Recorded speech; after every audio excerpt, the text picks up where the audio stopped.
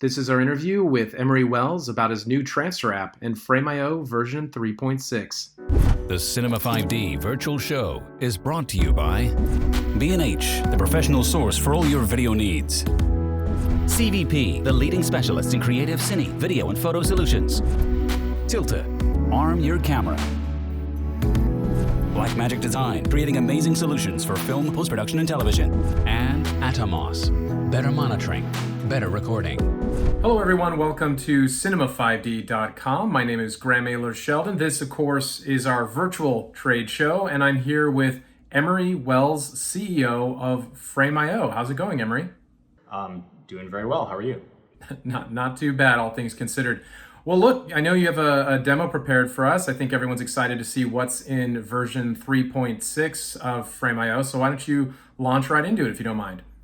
Sure. So the first thing is we released an all-new app called Frameio Transfer.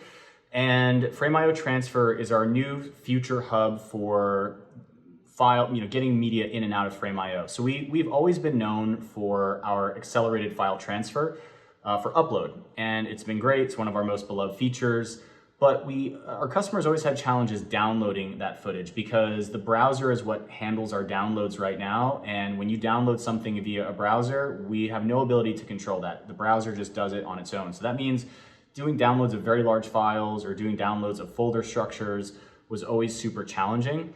And originally, Frameio Transfer was slated for later this year. There was a lot of features that we wanted to add to it because, again, we want this to sort of be the future hub for both getting files in and out of Frameio.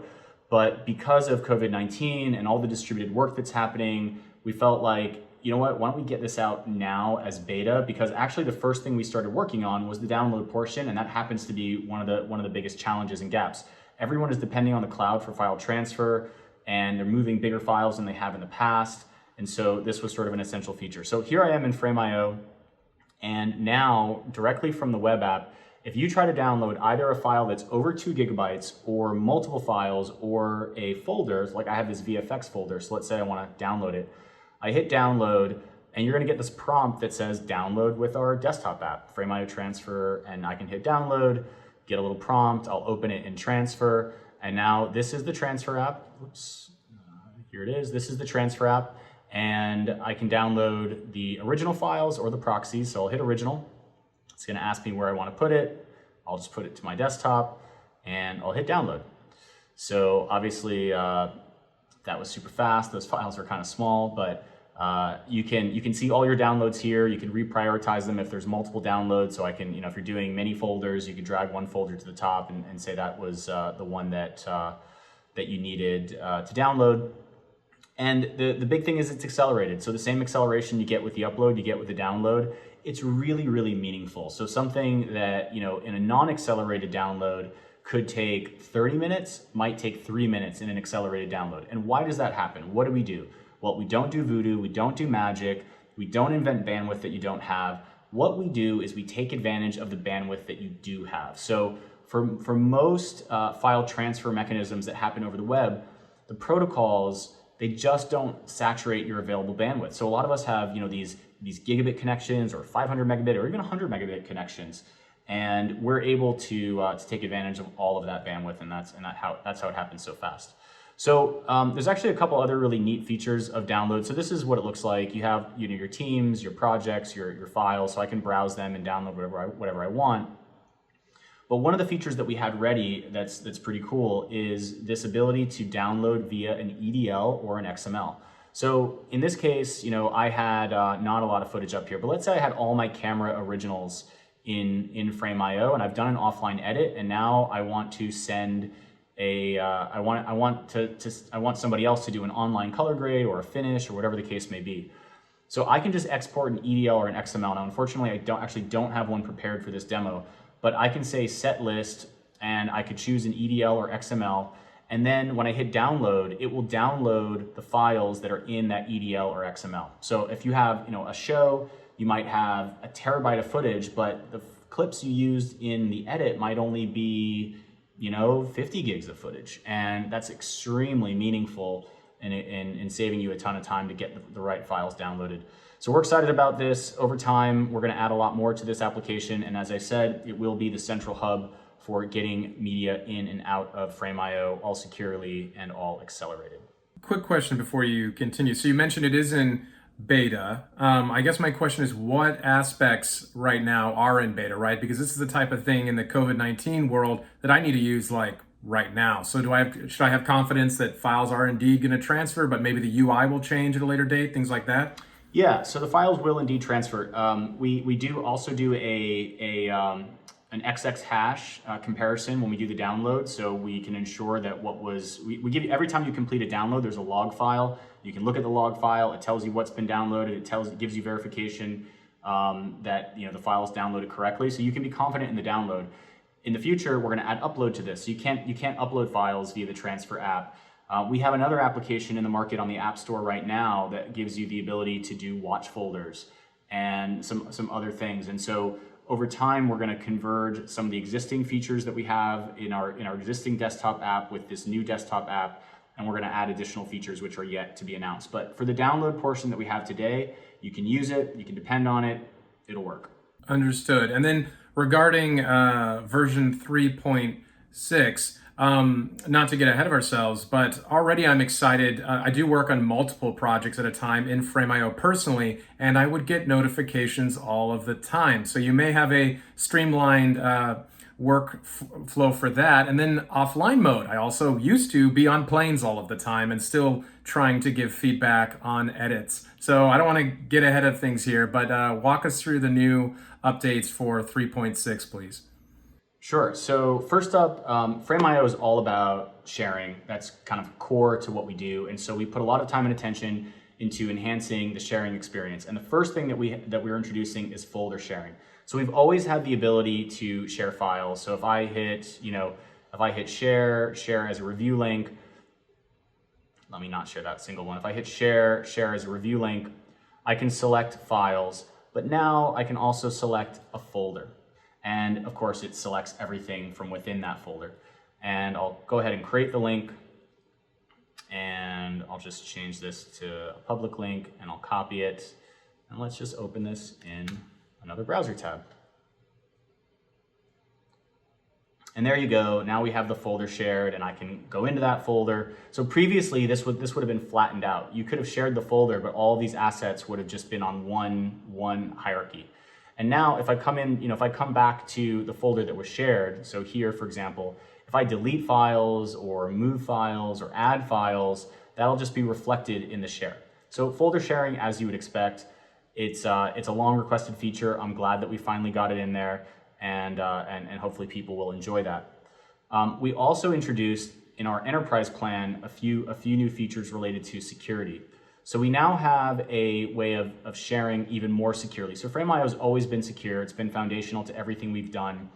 And if I go ahead and hit share and share as a review link, we always had the ability to add a password, right? So I can add a passphrase, I can enter whatever I'd like, and then I could secure that link via a password. This is great, but somebody can share that password. So if I am sharing it with you and only you, well, I want to ensure that you cannot forward this and just share the password with somebody else. So we now have something called invite-only sharing, and I can add your email address. And now this is similar to how you might share in a Google Doc, where you can specify the emails of the people that should have access to this share link. They will get an email, and let me just send it to myself. So I'm going to send it to myself. I can add a message. They're going to get an email. And now they're going to have to log in. They'll have to authenticate, and that's an extra step, but it's necessary for security. But when they log in, what they're going to see is just this inbox view. So they're not going to see any of the projects over here. They're just going to see inbox. And inbox is sort of an email-like experience. It says, Emery has shared one item with you. Okay, great. So I click into that, and now I see that folder. And I have sort of this clean and focused view. And so if many people are sharing stuff with me, I can just see that in this inbox view. It's great for executive stakeholders and clients and people that just need like a really streamlined review experience. But we took the security even further, and we added something called watermark ID. And this is probably one of my favorite features. So let me go back to where I was. And I'm going to share this again.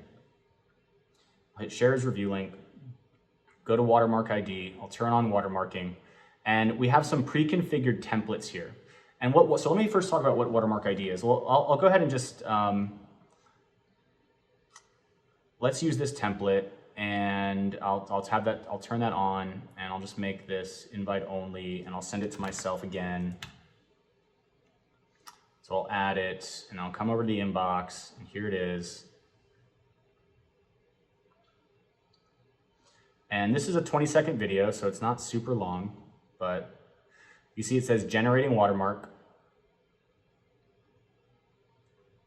and I hit play. And this information was burned into this video in every single frame in real time. It's personally identifying, it says my name, my email address, my IP address, the timestamp. This video did not exist prior to moments ago. And we're doing basically like almost like a live streaming architecture, a real-time on-demand transcode. So it's really the ultimate layer of visual file security. And you can fully configure these templates. So if I didn't like that setup, let's go ahead and do another one. So let me hit share as review link, and I'll go back to watermark ID, I'll turn it on, and I'll hit create new template. And now we have this template editor, and I can say, all right, well, I have this block of text here, and I want name, email address, IP address, date, link, the link creator custom text. So when a recipient is sending this out, they can add their own custom text if they want. We have some smart formatting. As I move this around, you can see that it formats like left justified, right justified, center, and I can put it wherever I want. I can preview this in different orientation, so you can see what this would look like if this was sent out as a square video or a 239, and I can control the opacity, the text size, make it small, color. I can even add behaviors. So if I add a text scrolling behavior, now I have this scrolling situation down here. So let's go ahead and just save these changes, and it's called let's call it Emery's watermark. And I'll save these changes. And now I have Emery's watermark, and I'll go back and I'll share it with myself again. I'll come into my inbox, and here it is. And I'll play that same video and prove to you that this video did not exist a moment ago. We just created this watermark, and there it is with the scrolling text. So it's really cool. We've actually been working on this for a number of years, really. I'd say it's at least a year in the making. It's a complicated architecture. It's very compute intensive. It's very expensive for us to do this. So this is an add-on feature that's available to our enterprise customers. But for customers that are looking for the ultimate layer of file security, this is a fantastic solution, and we're really excited about it. Now, I know it's a add-on for enterprise customers, but the obvious question is, what about the non-enterprise folks? I know the feature is brand new, but obviously I am a pro-level user myself. So do you think I'll ever get watermark ID maybe in the future, maybe less feature-rich, something like that? I wouldn't rule it out. We're launching this as an enterprise-only add-on for now. We want to get it out in market. We want customers using it. We want to, frankly, understand a little bit more about how much this is going to cost us to provide this experience, because every time you hit play, it does a new transcode. So if I hit play here, if I come back an hour later, it does a brand new transcode. So we're going to understand a little bit more about the cost of delivering this feature. And perhaps it makes its way into other plans over time, but for now it's going to be in our enterprise plan. Fair enough. What else is new in 3.6? So we have a few enhancements that you alluded to in the beginning. So, notifications is also something that's really critical to a great collaboration experience, and we've sort of revamped our notifications. And it looks like I actually don't have any notifications in this demo account, unfortunately, but our notifications are now smarter. So we group similar notifications together. If there were 10 comments left on one asset, those are grouped together. So, similar to how you might see likes on Facebook, it'll say Emery and 9 others left a comment. And that allows notifications to be more actionable, to be more useful. We have new sorting features, so you can sort by read and unread notifications, things like that. A really nice enhancement to notifications. Lastly, or not lastly, well, lastly in the web app, we have a new move and copy flow. So if I was inside of a folder previously, if I wanted to move this asset into another location, I had an option in the right-click menu that was move up to parent, and it would just sort of move it up move it up one level. But now I can say move to, and we have this great UI, and I can just literally move it to anywhere I want in any project, in any folder. And if you're doing a lot of media management and moving stuff around, this is absolutely essential. It was pretty cumbersome to do before, and now we have a great workflow for this. And you can both choose to copy something, like meaning leaving it in place, but adding another copy somewhere else, or moving it, which obviously takes it out of its current location and moves it to another location. That's it for the web app features. So moving on, we now have offline mode in iOS, as you mentioned. And so actually for people that have paid attention to Frameio for a long time, we had offline mode in the past, and we had to actually remove that feature for architectural reasons. It was preventing us from making progress in other parts of our iOS app, and we decided to depreciate our offline mode. Well, by popular demand, we have brought it back. It's been re-architected, and it's better than it was the first time around. So offline mode is the ability to watch assets offline. Of course, you can in the mobile app, you would just hit download or make available offline, and then there's a download section in the app. And the enhancement this time around is that you can leave comments. So you couldn't previously leave comments with an offline asset. Now, if you're on a plane, which of course we're not doing right now, but hopefully we'll be on a plane soon, you can do a full review session, leave all your comments, and then the moment you get a connection to the internet, all those comments will automatically submit and sync back up. So nice workflow there. And then there is one last feature, which is we've had an After Effects integration for a long time. We now have background rendering in After Effects. So previously, if you uploaded to Frameio through our After Effects panel integration, the rendering would lock up After Effects, and you'd have to wait for that to complete before you could use your After Effects again. Now we use the After Effects background renderer, which exactly as it sounds, renders in the background. You can continue using After Effects, and it doesn't lock up your system. So for those users that are using the After Effects integration, a really nice feature enhancement. Very, very cool. Well, Emery, thank you so much for walking us through some of the new stuff you guys have been working on over there. Obviously, remote workflows are becoming more and more important right now, and I'm using Frameio personally quite a lot these days. So before I let you go, though, for anyone curious, just at a high level, without sort of revealing any ongoing discussions or stuff that you're in the middle of engineering, what does the roadmap look like for you guys over the next couple of years, just out of curiosity? I can't really share the roadmap, but what I can share is that we're at a really fascinating time in the video creation space.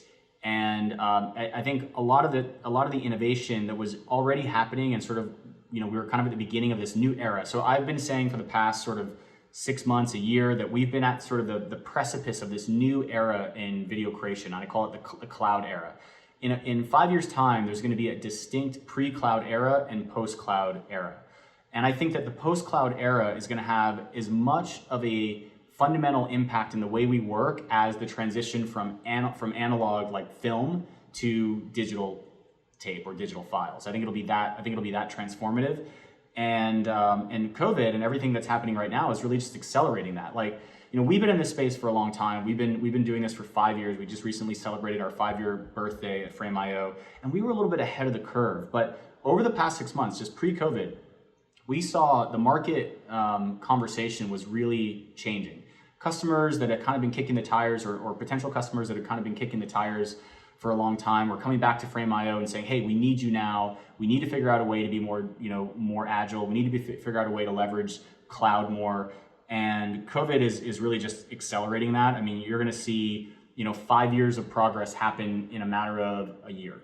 So I think it'll be fascinating to see how this plays out. Frameio certainly hopes to play a meaningful role in our transition to the cloud. One of the things I guess I can share is something that we've been very open about is we've shared our roadmap on a particular initiative that we call Camera to Cloud. And that is exactly what it sounds like.